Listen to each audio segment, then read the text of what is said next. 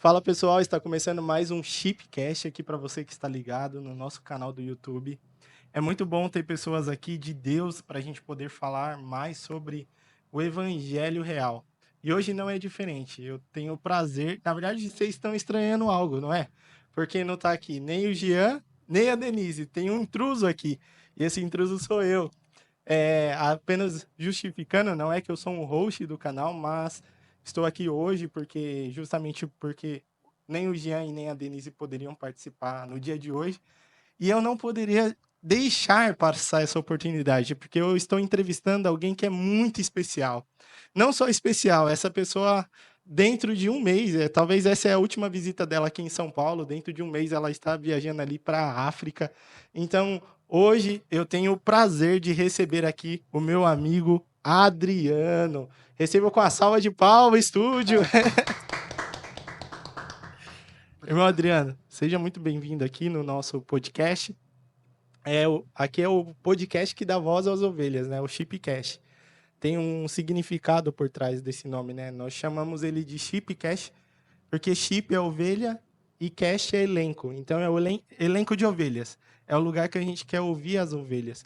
Tanto que neste lugar a gente tem procurado passar vários tipos de pessoas, né? Pessoas que são missionários, pessoas que são membros, que às vezes têm uma história marcante e ninguém conhece e aqui a gente quer ouvir. E muito obrigado pela sua presença aqui, viu, meu amigo? Amém. Eu sei que a gente tem muito assunto aí a falar. Na verdade, a gente tem até assunto que está atrasado para falar, mas eu queria aproveitar essa oportunidade de falar aqui no podcast. Me diz aí quem é o Adriano, porque o Adriano que eu conheci inicialmente não é o Adriano de agora, porque o Adriano que eu conheci no começo, ele era um teólogo, ele era meu professor de teologia. Então conta um pouquinho aí para o pessoal. Amém. Eu quero cumprimentar todos os irmãos que estão ouvindo e que ouvirão, com a paz do Senhor Jesus. Quero louvar a Deus por essa oportunidade gigantesca de estar mais uma vez frente a frente com John Wesley, o avivalista do século XXI, meu querido amigo do coração, meu irmão em Cristo, a qual eu amo muito, juntamente com a esposa Thaís. Louvado seja Deus pela sua vida, pela vida da família Humaitá, que também faz parte e está no meu coração. Bem, o Adriano, é gentileza sua, né? Como sempre, esbanjando gentileza, dizer que somos teólogo. Sim, nós lemos um pouco de Bíblia todos os dias, isso é fato. Mas o Adriano é. Eu sempre digo, quando alguém me pergunta isso, que o Adriano, o mais profundo e sincero do meu coração, ele é um simples cristão, que ama a Deus de verdade e que dada a morte do Senhor na cruz e por esse motivo a nossa salvação, a nossa reconciliação com Ele, sabemos todos nós cristãos que isso é impagável, não temos como pagar essa dívida que o Senhor pagou para nós, não temos como retribuir a Ele. O que nos cabe é apenas tentar, né, uma tentativa de expressar a nossa mais sincera gratidão.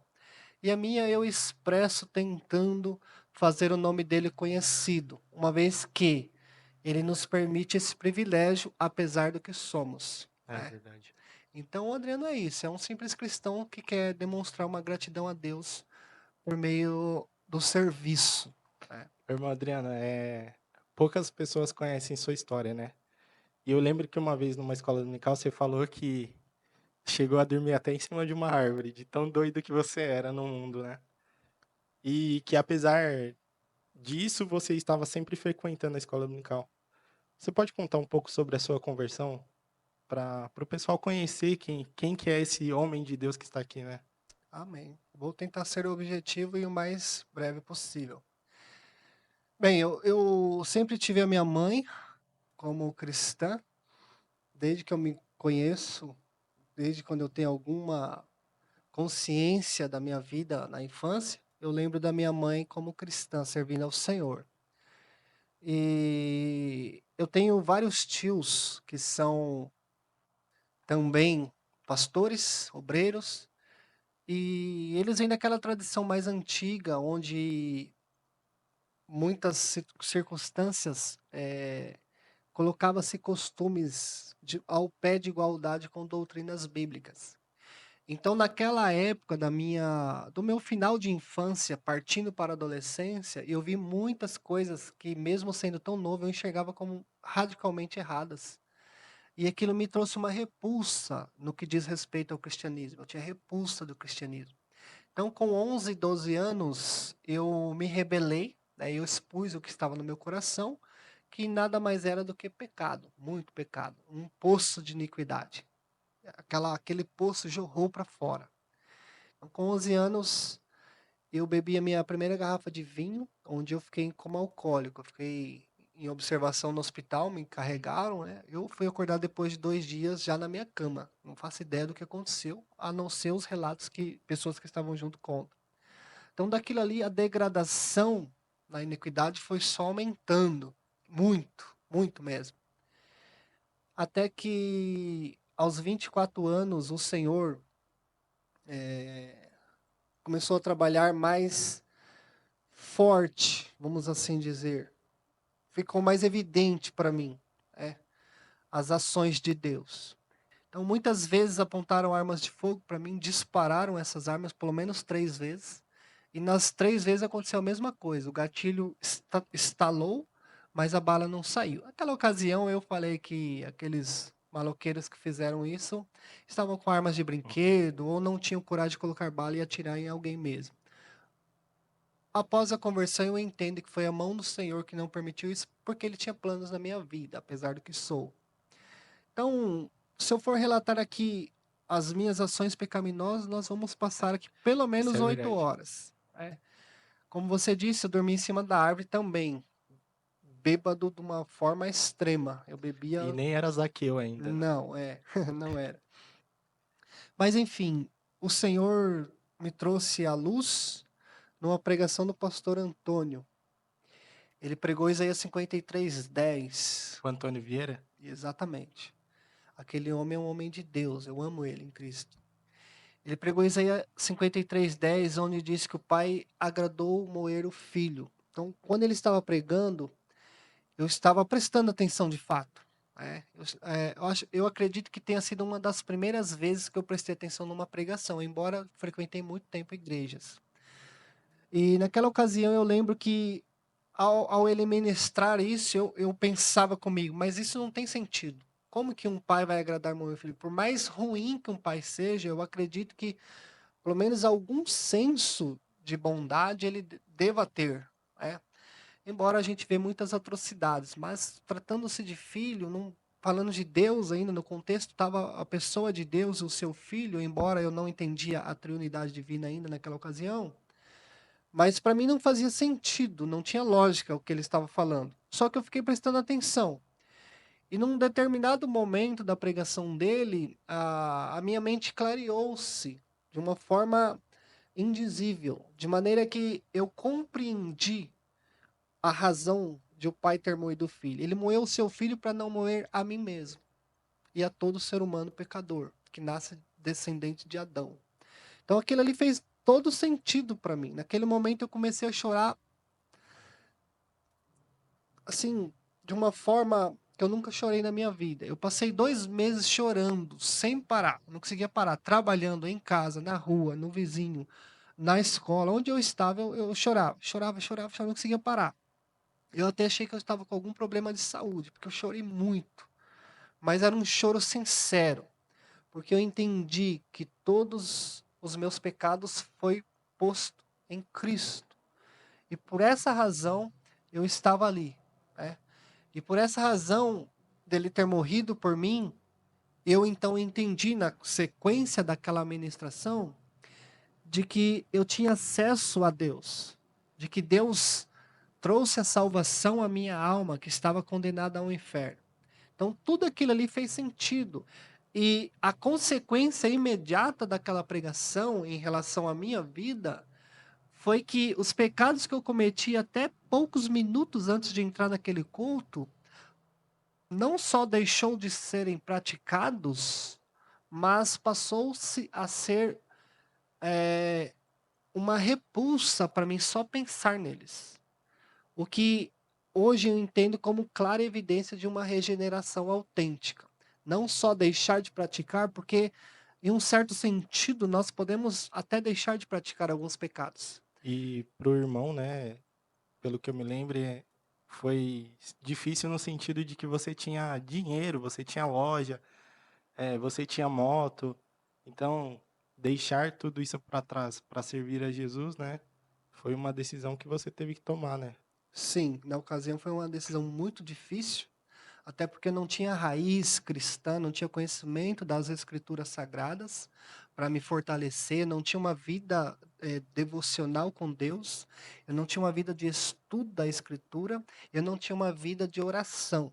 Então isso faz com que qualquer um de nós seja propenso aos pecados, ainda que passado pelo processo de regeneração.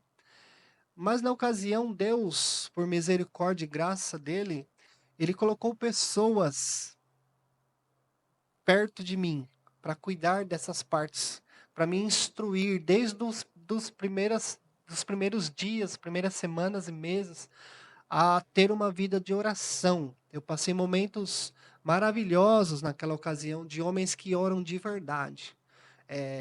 Alguém disse no passado, e eu tomo essas palavras para mencionar aqui: diga-me o quanto oras, e eu direi quem és. Então, não tem como conhecer uma pessoa, em se tratando de um cristão, sem ter passado algum tempo em oração com ele.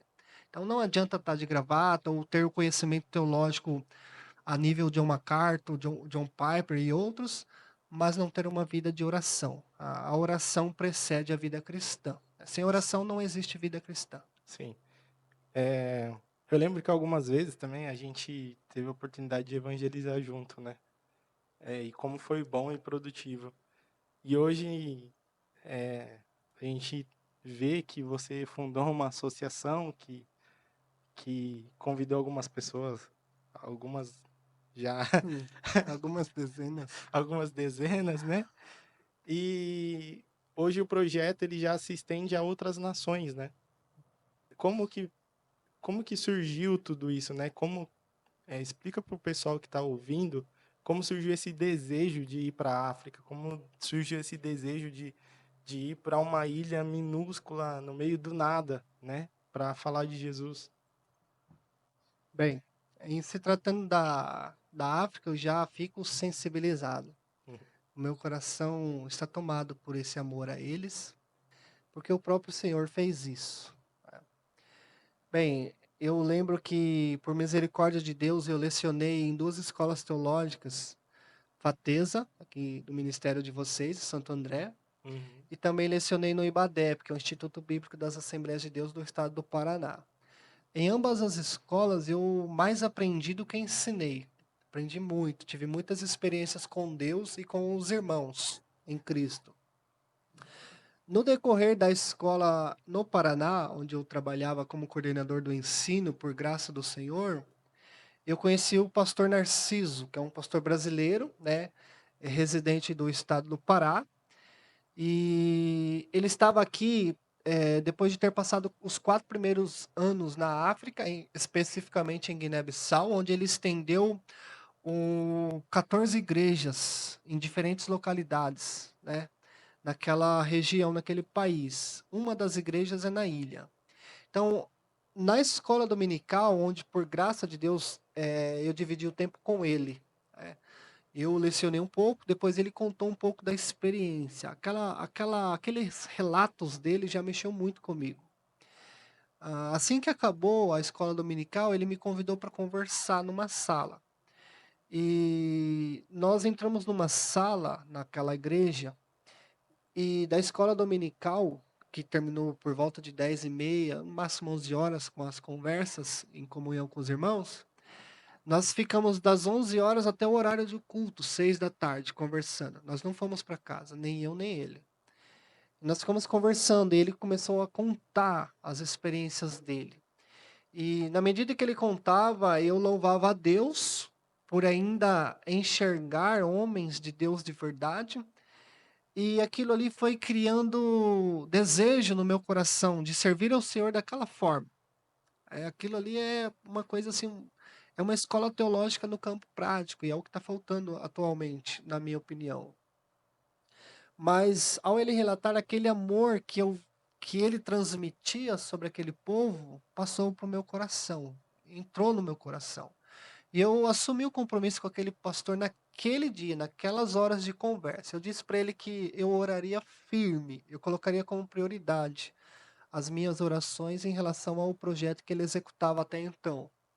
E se Deus permitisse, eu visitaria o campo, embora no aspecto humano era uma probabilidade nula, zero, né? Questões financeiras, questões Uhum. de preparação, né? Muitos fatores que envolvem isso. Mas eu disse que eu oraria a Deus e, como a Bíblia diz, para Deus nada é impossível. E eu acredito que o amor que Deus transmite ao coração dos seus filhos, ele expande, assim como a fé por meio da oração. Então, se eu quero ter fé, como a Bíblia diz, peça a Deus que a todos dá gratuitamente. Da mesma forma é o amor de Deus, o amor incondicional e sacrificial. Se você tem falta de amor pelo seu próximo, ore a Deus, ore seriamente a Deus, e ele sim vai dar amor, assim como ele dá a fé e todas as demais bênçãos que vêm do Senhor. Então, na medida que eu comecei a orar, aquele compromisso mesmo de buscar o Senhor, esse amor foi crescendo, expandindo, expandindo, e hoje eu enxergo ele gigantesco, né? O amor do Senhor no meu coração por aquele povo, que até então eu não fazia ideia nem de quem era. Eu só tinha o nome Guiné-Bissau e orava pela Guiné-Bissau como um todo. Então, nesses decorrer de tempo, de anos, na verdade, eu fui mantendo contato com o pastor, ele retornou para a África, mantive contato, ofertava regularmente, embora era um valor simbólico, pelo tamanho do trabalho dele, mas eu fazia a minha parte, eu ofertava e principalmente eu orava, orava, orava, orava. E na medida que eu orava, na medida que as minhas orações aumentavam em tempo e intensidade, nessa mesma medida aumentava o meu amor por aquele povo. Até que veio duas ofertas do pastor me convidando para estar lá. Naquela ocasião, ele disse que pagaria minha passagem. Naquela ocasião, eu era casado, a minha esposa não partilhava dessa mesma ideia, então eu tive que recusar a ida para a África por duas vezes. Passados-se os anos, para minha tristeza e infelicidade, eu divorciei. Ela divorciou de mim, foi litigioso, eu sempre gosto de afirmar isso. E então nada mais me impedia de ir, a não ser recursos financeiros, mas isso a gente busca na oração. Quando é a vontade de Deus, as coisas acontecem. E foi exatamente o que aconteceu. Eu comecei a orar a Deus no sentido de que eu gostaria de saber se Deus queria que de alguma maneira eu pudesse servir aquele povo. Porque um pastor norte-americano, Paul Washer, ele disse que foi uma mensagem que eu vi no YouTube. E essa mensagem entrou no meu coração. Numa das pregações, em um trecho dela, ele disse assim: que nós que estudamos a Bíblia seriamente, não devemos estudá-la para vencer debates, seja nas redes sociais ou presencialmente mesmo. Nem também, tampouco, querer ter mais sabedoria de. E ele citou dois pastores que eu gosto muito e acompanho os estudos, John MacArthur e John Piper, ambos norte-americanos também. Ele disse que, pelo menos nós jovens, ele estava pregando para os jovens seminaristas. Eu disse, e eu me incluí naquele grupo porque eu sou estudioso de Bíblia, graças a Deus. Ele disse que os estudantes de Bíblia jovens não deveriam pensar em vencer debates nas redes sociais ou presenciais e nem ter mais conhecimento de que MacArthur ou Piper. Mas eles deveriam escolher um lugar inóspito em que ninguém saberia qual é o seu nome. Ninguém saberia que você estaria lá, ou poucas pessoas saberiam que você estaria lá, e passasse o seu conhecimento bíblico, a sua experiência com Deus, para esse povo que realmente necessita. Porque, de fato, quem estuda um pouquinho missiologia, ou pelo menos lê alguma coisa a respeito, vai entender que essas pessoas realmente precisam de um porta-voz de Deus. Exato. Né? Você tocou nesse assunto e eu fico refletindo muito nisso, né? Às vezes a gente estuda e quer esbanjar o estudo de alguma forma, né? E aí, quando você é desafiado no campo missionário, no campo prático, as pessoas que estão ouvindo não entendem o que você está falando. Tipo, o que que ele está dizendo? O que que é esse termo? E aí você tem que. Porque assim, você de fato só vai demonstrar que sabe o que está falando e que vive o que está falando se você conseguir tornar aquilo simples, para que qualquer pessoa ouça. Então inclusive esse desafio eu tô tendo com as crianças, né? Como que é pregar para criança, né? Como é fazer essa mensagem ser entendida para a criança. E é exatamente o que você está falando, né? Passar anos em seminário para subir num púlpito numa igreja grande, que já tem um conhecimento, se torna fácil. Agora, ir para o campo prático, ir para um lugar que ninguém te conhece, para uma região que ninguém sabe quem você é, e lá você pregar Cristo, aí sim é a teologia válida, né? Exatamente. Então, a conclusão da ministração foi que não buscasse vencer debates, não buscasse ter mais conhecimento do que homens que Deus levantou para isso, mas sim isso para o campo missionário, principalmente nos lugares onde ninguém quer ir. Isso eu incluo a ilha de Bolama, e pregasse o evangelho não só uma vez, mas até morrer.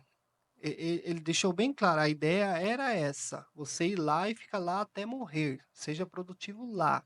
Ninguém vai saber do seu nome, quem você é, o que você fez, mas o céu e o inferno saberá o seu nome e o seu trabalho, o seu serviço para o Senhor. Uhum. Então isso entrou no meu coração. E até hoje eu reflito essa mensagem. Essa mensagem é latente no meu coração, o que para mim significa que o Senhor atuou naquela ministração, né? O pastor Paul Washer era apenas o orador, mas o Senhor falou ao meu coração a esse respeito. Então, desde então, essa frase, vá para o campo missionário e morra lá pregando o meu nome, é latente no meu coração, na minha mente. Eu acordo pensando nisso, passo o dia pensando nisso e vou dormir pensando nisso. Eu inicio a minha oração com isso, encerro a minha oração com isso. Sim. Eu lembro que você pegou muitos desafios, né, na sua primeira viagem missionária, né? Foi passagem do avião que não deu certo, foi mal-estar, enfim, tantas outras coisas. Mas o que eu queria falar com você é sobre as coisas que você viu no campo missionário e que pouca gente tem noção do que é isso. Eu lembro que uma vez a gente conversou e você falou que viu um altar que era um altar dedicado a sacrifícios de crianças, né? E quando você passou lá, aparentemente o sangue ainda estava fresco, né? Como se tivesse tido um sacrifício há pouco tempo. Aqui no Brasil ninguém sabe isso e não sabe o que acontece, né, no campo missionário.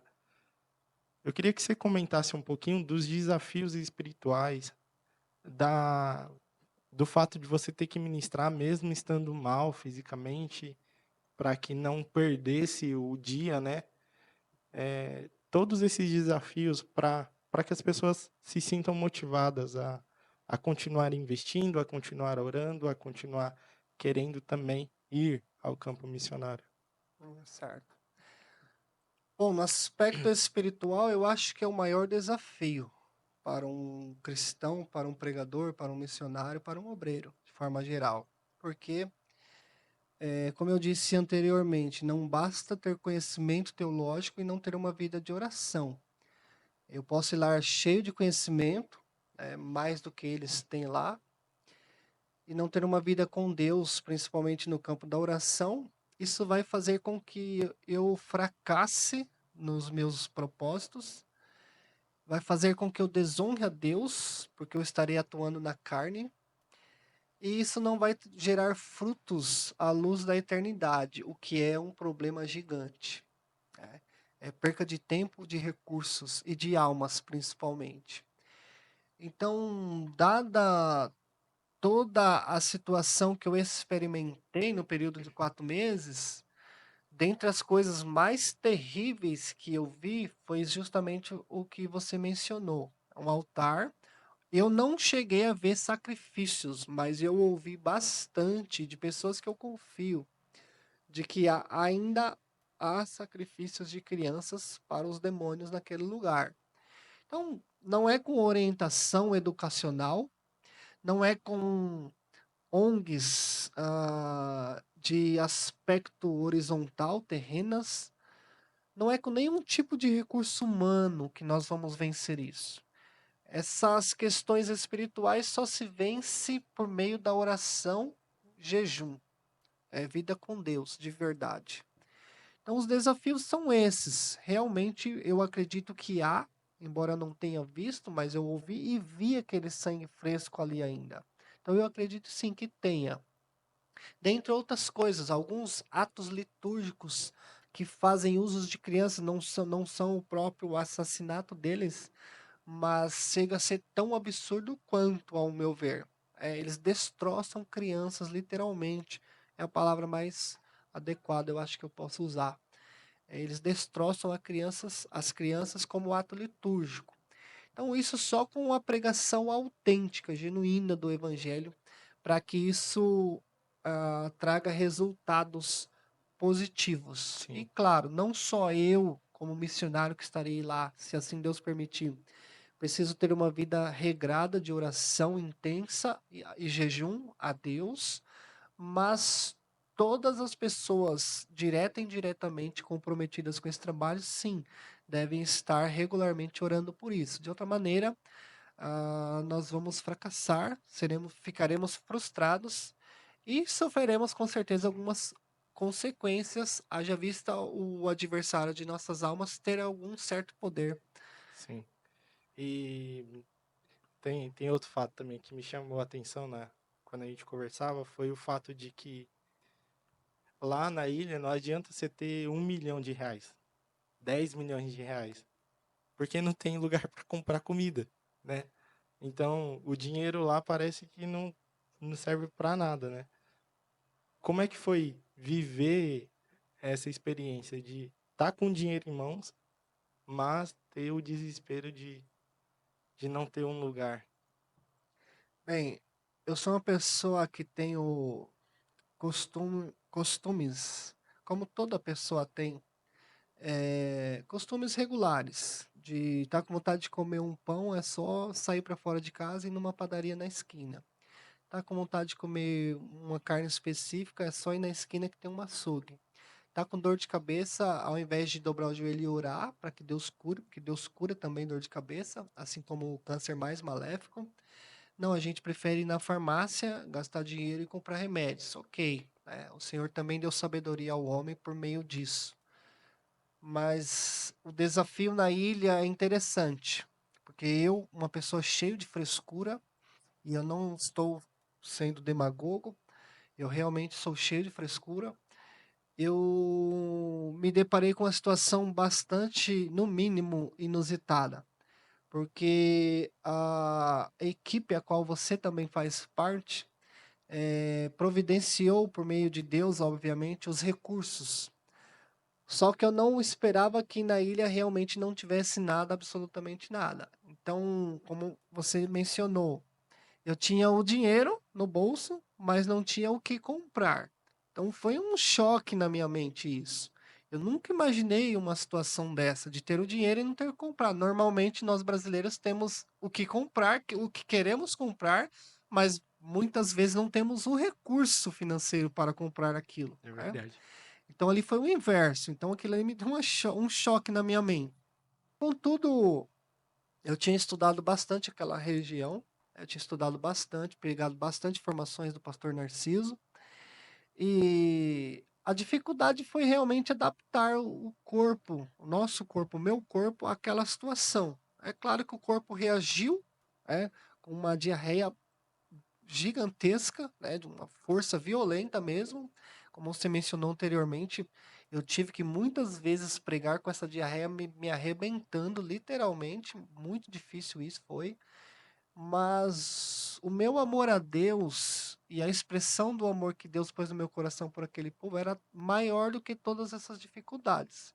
Então, mesmo cheio de problemas de saúde, cheio de problemas de restrições alimentares, falta de hidratação mínima, né? Mesmo com tudo isso, o amor de Deus que estava no meu coração e o que eu estava transmitindo àquele povo era maior. Então, eu acredito que esse amor de Deus por aquele povo perdido é que fazia eu dar mais um passo, ler mais um texto, falar mais alguma coisa sobre o nome do Senhor e a tamanha salvação nele. Então, é o amor do Senhor que fazia eu dar mais um passo, acordar pela manhã e ficar de pé, porque muitas vezes, não foi uma, não foi duas, foi muitas vezes mesmo. Não dá nem para contabilizar em dias, mas eu acredito que foi a maioria, que eu não tinha força para ficar de pé, os meus joelhos não firmavam, literalmente não firmavam, já pela falta de alimentação e eu acredito também de hidratação e também devido à forte diarreia. Então isso realmente foi um desafio pessoal para mim, mas toda manhã e todo final de noite, antes de eu dormir, eu falava com o Senhor e pedia para que ele me desse mais um pouquinho de força para mim passar pelo menos mais um dia e poder evangelizar pelo menos mais uma tabanca, é uma aldeia deles lá.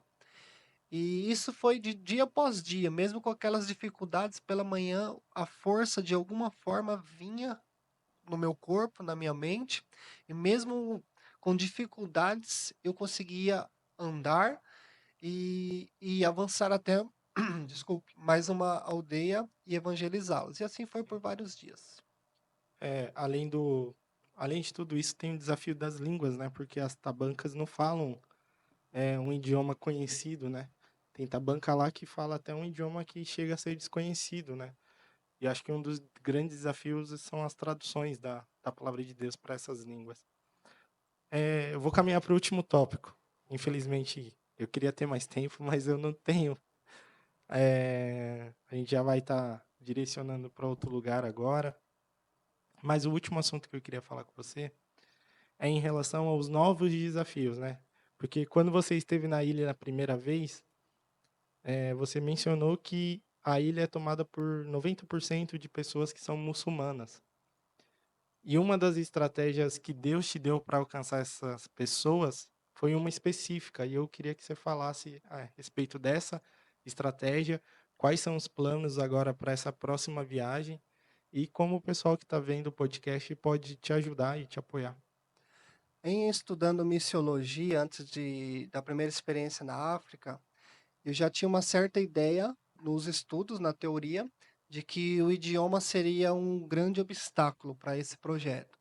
Então, desde então, eu me antecipei, né, e comecei a estudar a língua inglesa, porque a língua inglesa é uma língua universal atualmente. Então, ela viabiliza muito a comunicação no aspecto global. Tratando-se da ilha, ao chegar lá e me deparar em terra firme, nas regiões de Gabu, Mansoa, Bambadinca, Bafatá e outras que eu passei, como eu tinha um dicionário dado pelo pastor Narciso e 2 livros, eu pude estudar um pouco de crioulo. O crioulo é relativamente fácil. Contudo, na ilha não é o crioulo que eles falam, são dialetos específicos de cada etnia. Então tem fulacundas, mandiacos, balantas e outros, são vários. É, O problema é que como é que fala? Dialetos? Dialetos, obrigado. Esses dialetos são específicos deles, não tem um dicionário, não tem um livro, o que inviabiliza o aprendizado, né? E então eu entendi, acredito que foi o Senhor que me deu essa estratégia de pegar uma terceira língua, não o português, porque ela é uma das mais difíceis de se aprender, e não outras, porque também tem lá suas dificuldades. Eu achei que o inglês seria interessante. Então eu orei a Deus primeiro por um período grande, quase um ano orando a Deus especificamente para isso. E eu iniciei então eu criei o curso de inglês para a associação, para ensiná-los lá na ilha, especificamente pensando na ilha, para que eles mesmos pudessem depois evangelizar as demais ilhas. Então é um projeto que tem várias páginas a ser mostrado. Nós estamos nessa fase de criar a base missionária na primeira ilha, que é a Bolama. Então, por meio do inglês, em eu estando lá, eu pude aplicar isso neles, testar literalmente isso neles, e considerando os fatores de dificuldade de comunicação, uma vez que eles falam dialetos milenares dele, e eu falo português e estou aprendendo alguma coisa de inglês, então, dado esse desafio, eu vi que é perfeitamente possível. Uma vez que em 4 meses eu aplicando isso diariamente neles, eu pude perceber o progresso, ainda que lento, mas um progresso. E vi que é perfeitamente possível, e eu entendi que é o Senhor que me deu essa estratégia. Então, quando eu estava usando em terra firme, usando algum espaço de alguma igreja, pela razão dele ser predominantemente islâmico a nível do estado, do país inteiro, eu percebi que os pais não iam e não mandavam suas crianças quando eu estava usando um espaço de uma igreja. Quando eu fazia debaixo das árvores, ou mesmo quando não tinha árvores, no sol escaldante mesmo, enchia de crianças e de adultos. Então, a estratégia veio de Deus, essa percepção, eu acredito que foi o Senhor que me deu, de ao invés de trabalhar diretamente com uma igreja local, física, a gente trabalhar com a escola. A gente pode alfabetizá-los, uma vez que muitos deles não são alfabetizados, e principalmente na ilha, mas também nesse mesmo momento, nesse mesmo tempo que estamos alfabetizando eles, podemos usar as escrituras para ensinar o cristianismo, sem mesmo mencionar referências bíblicas. Não precisa mencionar referências bíblicas. O texto fala por si só. A palavra de Deus é viva e eficaz e mais penetrante do que uma espada de dois cortes. Então, como cortou o meu coração, com certeza cortará o coração deles em 1000 pedaços e reconstruirá. Tem um espaço lá na ilha para isso? Então, o Senhor, por graça de Deus, no ano passado, no início do ano passado, o Senhor nos presenteou. Era um desejo meu, era um alvo de oração minha, não só minha, mas de muitas pessoas, mas eu falo de mim mesmo. E o Senhor nos deu um terreno, um espaço bastante amplo, né? 31 metros de largura por 75 de comprimento, onde nós temos objetivos de construir a escola ali, da maneira deles mesmo lá, no estilo de tabanca deles, paredes de barro, palha, um pouquinho de cimento para fortalecer, não derrubar com o vento, os telhados de palha seca mesmo, para não chamar a atenção dos islâmicos. Uma vez que o pastor Narciso também já me relatou experiências amargas que ele teve em relação a ele investir recursos nos prédios, né, nas construções dele. As igrejas que ele tinha com mais qualidade em termos de materiais de construção, de piso, de cerâmica, essas coisas, essas igrejas foram tomadas dele à base de pau. Crianças, mulheres, idosos, todo mundo apanhou de pau e colocaram eles para correr. Então ele perdeu aí pelo menos umas 3 ou 4 igrejas dessa maneira. Hum. Então a ideia é não chamar a atenção, construir da maneira deles lá mesmo, e sim investir nas pessoas, que eu acredito que é o mais correto, investir nas pessoas e não nas paredes. É óbvio que todo Hum. mundo gosta de um certo conforto, mas lá, dadas as restrições, principalmente do aspecto religioso, em relação ao islamismo, enxergar o cristianismo como arqui-inimigo, então a ideia é não chamar a atenção deles, ser o mais parecido com eles mesmos. A nossa escola será bem parecida com o estilo de casa deles lá mesmo, mas nós vamos investir pesado.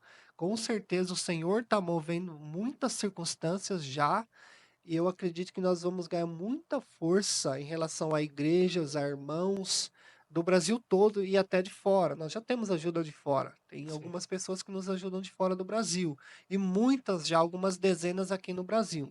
Então nós temos orado, o Senhor tem aberto o caminho, embora nós somos muito falhos, né? Embora erramos muito tentando fazer o certo, mas o Senhor é misericordioso, ele tem nos direcionado e eu acredito que a escola vai ser uma bênção. Agora, daqui menos de 30 dias, nós estaremos lá. Vamos iniciar esse projeto. A ideia é fazer o cercamento para mostrar que aquele ali é um lugar privado, que tem dono ali, que nós estamos ali trabalhando. E já iniciar. Eu pretendo fazer pelo menos uma sala de aula pequena e colocar as crianças para aprender o cristianismo e também alfabetizá-las, para que o quanto antes eles recebam luz no coração, luz na mente, para que eles consigam rejeitar as promiscuidades,